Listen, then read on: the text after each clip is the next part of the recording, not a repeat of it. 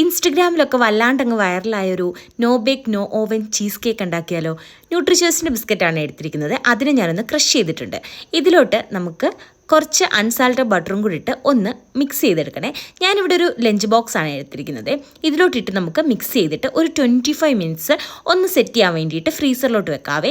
ഇനി ഞാനൊരു 1/2 ലിറ്റർ പാലെടുത്തിട്ടുണ്ട്. അതിനെ ഒന്ന് പനീറാക്കി എടുക്കണം. അപ്പോൾ നിങ്ങൾക്ക് പനീർ വാങ്ങിക്കുവാണെങ്കിലും ചെയ്യാവേ. ഞാൻ ഇങ്ങനെ ഒന്ന് ആക്കിയെടുക്കുക ചെയ്യുന്നത്.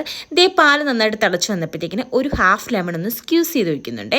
ഇനി ഇതുപോലെ ആയിക്കിട്ടും. അപ്പം നമുക്കിതിൽ നിന്ന് ഒന്ന് അരിച്ചെടുത്താൽ മതി. 1/2 ലിറ്റർ പാൽ തിളപ്പിച്ചപ്പോൾ ഇത്രയുമാണ് കിട്ടിയത്. ഇനി നമുക്ക് ഇതിനെ ഒരു മിക്സിയുടെ ജാറിലോട്ട് ഇട്ട് കൊടുക്കാം. അതിലോട്ട് ആവശ്യത്തിനുള്ള പഞ്ചസാരയും കൂടി ഇട്ട് കൊടുക്കാം. ഞാനൊരു 3 സ്പൂൺ ഇടുന്നുണ്ട്.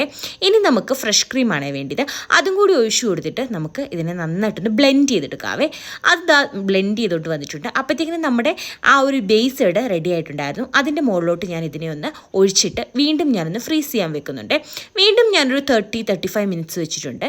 ഇനി നമുക്ക് ഇതിന് ടോപ്പ് ലെയർ ഉണ്ടാക്കണം. അതിന് വേണ്ടിയിട്ട് ഞാൻ ബട്ടർ കുറച്ച് എടുത്തിട്ടുണ്ട്. അതിലോട്ട് ഡയറി മിൽക്കാണ് എടുത്തിരിക്കുന്നത്. ഇതിന് ഞാൻ ഡബിൾ ബോയിലിംഗ് മെത്തേഡിൽ ഒന്ന് ബോയിൽ ചെയ്ത് മെൽറ്റാക്കി കൊണ്ടുവന്നിട്ടുണ്ട്. ഇതിലോട്ട് നമുക്ക് കുറച്ച് ഫ്രഷ് ക്രീമും കൂടി ഒഴിച്ചിട്ട് നന്നായിട്ടൊന്ന് മിക്സ് ചെയ്തെടുക്കാം.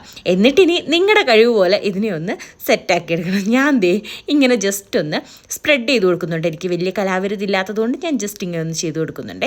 ഇനി നമുക്ക് ഇത് ഒരു അലങ്കാരത്തിന് വേണ്ടിയിട്ട് ആ കുറച്ച് ബിസ്ക്കറ്റിൻ്റെ പൊടി ഉണ്ടായിരുന്നു ബാലൻസ്, അതും കൂടി ഇട്ട് കൊടുക്കുന്നുണ്ട്. പിന്നെ കുറച്ച് ചോക്ലേറ്റ് ഒന്ന് ചോപ്പ് ചെയ്തിട്ട് ആ മുകളിലോട്ടൊന്ന് ഇട്ട് കൊടുക്കുന്നുണ്ട്. എന്നിട്ട് ഇതിനെ നമുക്കൊന്ന് സെറ്റാക്കാൻ വെക്കാവേ. ഒരു 2-3 അവേഴ്സ് ഫ്രിഡ്ജിൽ വെച്ചാൽ മതിയേ. അപ്പോൾ ഞാൻ എടുത്തപ്പോൾ നല്ല അടിപൊളി ടേസ്റ്റി ആയിട്ടുള്ള സാധനം ഇവിടെ റെഡി ആയിട്ടുണ്ട്. അപ്പോൾ നിങ്ങളൊന്ന് ചെയ്ത് നോക്കണം. ഒരു 6-7 ഇൻഗ്രീഡിയൻസ് കൊണ്ട് നമുക്ക് ടേസ്റ്റി ആയിട്ടുള്ള ഒരു ഐറ്റം കിട്ടും. അപ്പോൾ ബൈ ബൈ.